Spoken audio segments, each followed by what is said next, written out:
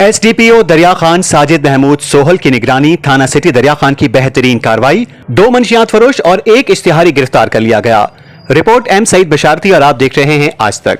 थाना सिटी दरिया खान की बेहतरीन कार्रवाई, 2 मंशियात फरोश और 1 इश्तिहारी गिरफ्तार। एसडीपीओ दरिया खान साजिद महमूद सोहल की निगरानी में एसएचओ थाना सिटी दरिया खान मलिक नवीद इकबाल शाही ने अपनी पुलिस टीम के हमरा जराइम के खात्मे के लिए 2 शराब फरोश नजीबुल्लाह वल्द सुल्तान सकना टिब्बा चनावड़ और अरशद वल्द रमजान सकना चक नंबर 7 TDA को गिरफ्तार कर लिया। मुल्जमान से बिल तरतीब 18 और 20 लीटर शराब कुल 38 लीटर शराब बरामद हुई। दोनों मुल्जमान को गिरफ्तार करके मुकदमात का इंदराज कर दिया गया, जबकि एक और कार्रवाई में जाली चेक के मुकदमे में इश्तिहारी मुल्जिम मोहम्मद आसिम वल्द अब्दुल हमीद को फिजिकली गिरफ्तार कर लिया। तीनों मुल्जिमानों को गिरफ्तार करके पाबंदे सलासल कर दिया। इस कार्रवाई पर डीपीओ बखर को दरिया खान सिटी पुलिस टीम को शाबाश दी गई।